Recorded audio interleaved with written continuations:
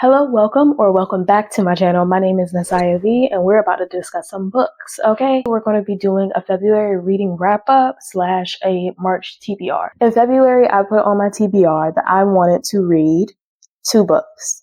In February, I read 5 books, and let's go over what those books were and how I enjoyed them. I'm just going to talk about them some because I really thought February was not, it was still a good month because I made it through, but I just had a lot of like health issues and stuff in February. So I'm like, let me only set to read 2, because I don't know how I'm going to be feeling, but I read 5. So I'm proud of myself. Pat yourself on the back, girl. I did like a rapid reading wrap up on TikTok, Instagram Reels, and YouTube Shorts. So this is just like the more in-depth version of that, where I discuss the books and I talk about why I like them and what I didn't like about them, I guess. You know what? Let me put my phone on silent, because why are you interrupting me? Why are you interrupting me? It's a butterfly. Oh, it disappeared. Never mind. I'm using Fable to go back to the books that I read because I track everything. I track all of my books on all of the things, like all of them. First one is Names Have Been Changed, which was an arc I received from NetGalley. I rated that 2 stars. I rated Names Have Been Changed 2 stars. I'm not sure of the release date. I believe it was sometime in June. I'll have to look it up. But basically from the description, I requested it because I was like, this seems interesting. This seems like I'm gonna love this. There's this girl, she's from Singapore. She started committing some crimes or whatever, and she would change her identity and move around to place to place. Then she was gonna like she started like an anonymous podcast, like telling about her crimes, detailing and telling it. It was like, I think this was like, it's set in like the midst of COVID, so everybody's inside or whatever. And I was like, it's like it's going to be interesting. I'm going to eat this up. I DNF'd it like halfway through the 2nd chapter. I don't know. I was really trying to get through it, but like, I wanted to like it so bad. I just really, really, really, really wanted to get through it, but I couldn't get through it, because it was like, so, okay, I used to say I don't like long chapters unless, that's what I put in my review. I was like, I don't like long chapters unless they're really enjoyable. Actually, I just didn't like the book. I like long chapters. I just didn't like that book. Okay. It was like she was giving so much like detail that maybe it was necessary later on, but to me it seemed like unnecessary. Like, you're saying the same exact thing for 3 paragraphs. Like, well, honestly, 3 pages. You're saying the same exact thing for 3 pages. Nothing's new happening. And it was like some exciting moments. That's why I gave it 2 stars instead of 1. But it was just like, it was just so much. And I'm like, it felt like a task to read that book. And I just didn't like it. It was like, you're describing the same exact thing multiple ways for 3 pages. I couldn't do it. I couldn't do it. I really wanted to like the book. Maybe I'll give it another chance later on. I don't know. But for right now, I DNF'd it and I give it a 2 stars from the section that I read. Next book up is Heated Rivalry. I listened to the Heated Rivalry audiobook on Libby. And I gave it 2.75 stars because like, and it's my fault. It's my fault. I don't know. The narrator's voice of the audiobook kept putting me to sleep. The narrator's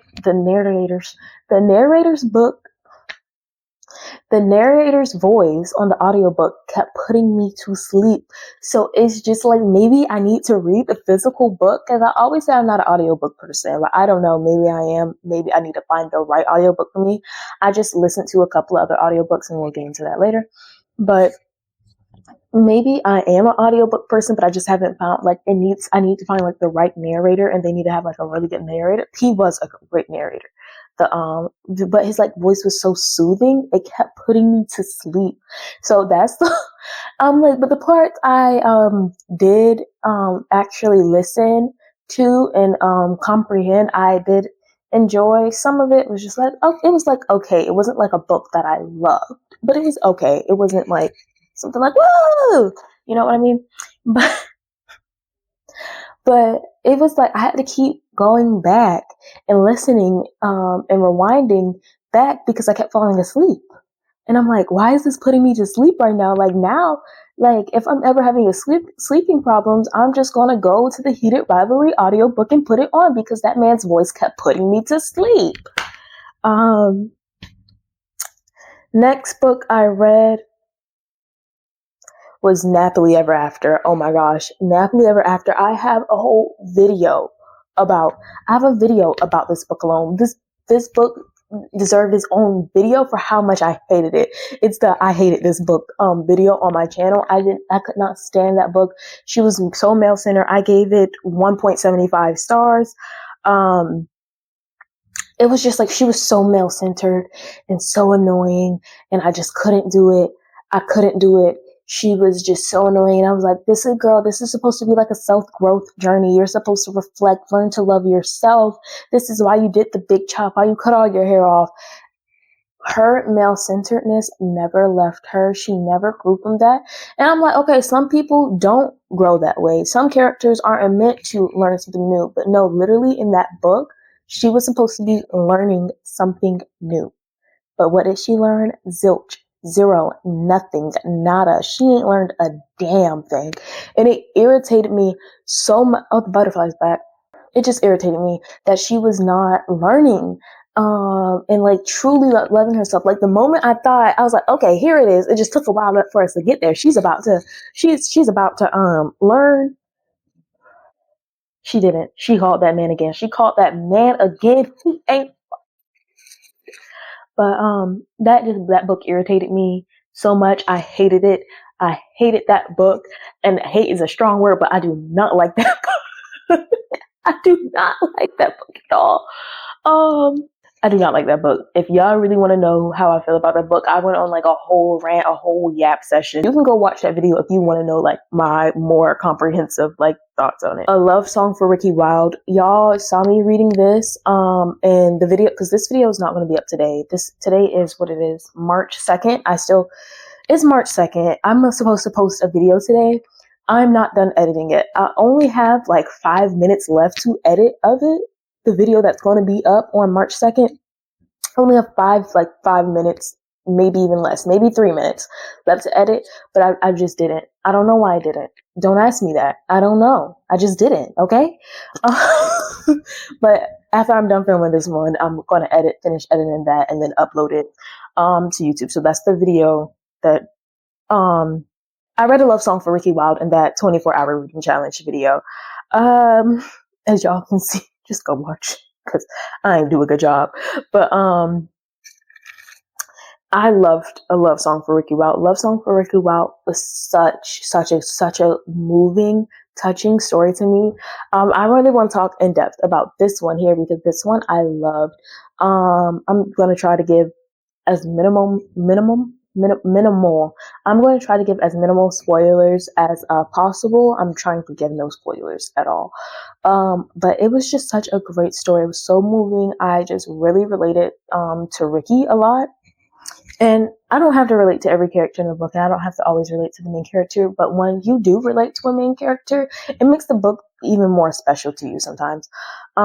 Ricky is also from Georgia. She's from Atlanta. Well, Buckhead. She's from Atlanta or Buckhead, Georgia. I'm not from Atlanta or Buckhead. I am from Savannah, Georgia. The 912, the SIPO, okay? But I'm from Savannah, Georgia, and I'm like, I love seeing people from Georgia in books or whatever, or from Savannah, or that is mentioned in books. I don't, even though I don't live there and I haven't lived there in like maybe 8 years or so now, like Savannah, well, like that will always be my home. When people ask where I'm from, Savannah, Georgia, I will never say I'm from Tampa, Florida.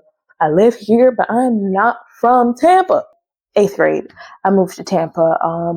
So I always just say I had all of my like foundational years that really built the foundation of who I am in Georgia and Savannah. So I'm like, I'm from Savannah, Georgia. When somebody asks me, I did do all of my high school years in Florida, but I never felt like a Floridian. I'm never going to say I'm from Florida. Yeah, I did have some fundamental years here, but that's not my foundation. I am from Savannah, Georgia all the way, baby. Okay? But she's from Georgia. She's the youngest, her parents' youngest child. I am my mom's youngest child. And she's different. She's like she doesn't act like the rest of her family. She's not like an oddball, like the black sheep, if you will. I am not the black sheep in my family, I would say, but I'm very different from a lot of my family members. I'm just different. I don't want to get into it, but I'm different from them in a lot of ways, to where there was this time in high school when I had like a Christmas party, and I invited my friends at the time over to my Christmas party. And then when we got back to school, my friend, he was like, "You don't act like any of your family. Why do you act like that?" But he's not my friend anymore. I cannot stand that kid, racist. But, let me let me not get off track. But he was my friend at the time, and he was like, "You don't act like any of your family members," like pressing me about it. Like, dude, what's up with you? Like, why are you pressing me about that? Like, what's the matter? But I always get told a lot. I don't act like my family or how people expect me to act. And why are you expecting anything of me? Why do you have expectations for me? Have expectations for yourself. Before you have expectations for me, look at yourself and see if you're meeting your own expectations, okay? The black sheep, she wants to open this flower business, and then she ends up moving to Harlem, and she meets a guy or whatever, and it was just like so moving and so touching, and like it was like part of the book is set in the Harlem Renaissance, and it's just like learning and seeing that part of Black history is just so amazing. Like literally, y'all, I love Black history. I was telling my mom yesterday actually that if I felt like sitting through school again, because I went to college, but I dropped out after 5 months because I was like, this is a lot. I got to do this again for 4 more years after I just did high school. This is a lot. I don't think I want to go to college. But I was telling my mom, if I ever did want to go back to school, and if I felt like sitting through school again, I would like go to school, learn about African American history, and become an African American studies teacher or something like that. I loved my African American studies teacher. I don't even know if I live in Florida, y'all. I live in a red state. It's so annoying. I do not like living in a red state. It's At least they got some good beaches, I guess. Like, they got some good beaches. I love the beach. Let's go to the beach. Beach. Oh, we don't like her either. She is a red state. Florida does have some, but I live in a red state, and I don't know if they even still teach African American studies at my high school, but my African American studies teacher, she told me, she was like, I've been fighting for 4 years for them to offer this class, and they finally let me do it. Because they just didn't want to do the class because, it's too woke. It's literally learning about history. Black history is American history, period. Like, oh, and then another thing, when people say African Americans don't have culture, Black Americans don't have culture, but you eating up every bit of Black culture, but you eating it up, but you love hip hop, but you love soul food, but you love rap music, but we don't have culture. We don't have culture, but you eating all our culture up. Our culture is so shared, and everybody feels like they're allowed to take a piece of our culture, and stuff. So they say a lot of our culture seems like it's being erased because everybody has it. Because it's not AAVE anymore. It's not Ebonics anymore. It's Gen Z slang, which is not Gen Z slang, baby. Black people have been talking like this forever. Okay. The whole point of saying that is,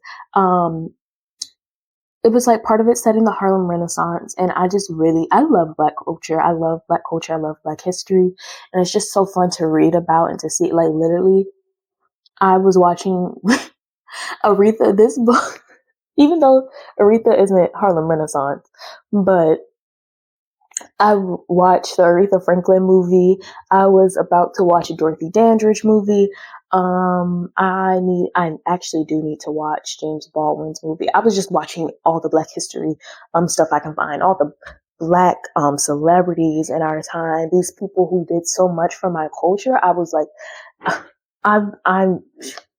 this book, it's just like made me smile. I just spent so much time smiling and laughing, and I just really enjoyed it. And it was just like, I remember saying in my first video ever on this channel that this is my favorite book. The Sun is Also Starting. No other book can top that for me. Well, a love song for Ricky Wilde did top it for me. I love that book. That is my now favorite book, and I rated that 5 stars. I just really love that book. My camera's dying. I really hope if this camera dies in the middle of this video, I'm gonna go crazy. Next book up is Yellowface. Okay. Yellowface, I rated 3.5 or 3.75 stars. It was, y'all know I hate racism. Y'all know I hate cultural appropriation. Y'all know I hate stuff like that. And this, Yellowface, this lady basically does Yellowface. Her friend dies and has her friend who is Asian, dies. Well, her friend who is Asian dies and has a written manuscript out about Chinese soldiers who were a part of one of the world wars that's like is forgotten history. And she stole after her friend died. She stole that manuscript and like did some edits to it, like minimal edits to it, edited to make it like a white savior story, a story glorifying white people, and let's make it into racial love, and let's say these Chinese men were going after the white ladies here and stuff, and she believed nothing she was doing was wrong.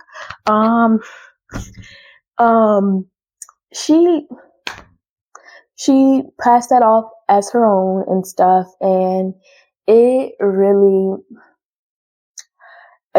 like infuriated me in a good way. Like that's a book that's meant to infuriate you. Like that's a book that's meant to make you angry, and it did its job. And I liked it. I enjoyed the story, but I don't think it's going to be a book that I pick up again and again and again and again. It was a book I will read it again, but it's not like a book that I'm just going to always just go back to. Maybe because it made me angry. It like made me angry, and I like to have a good time when I'm reading. Okay.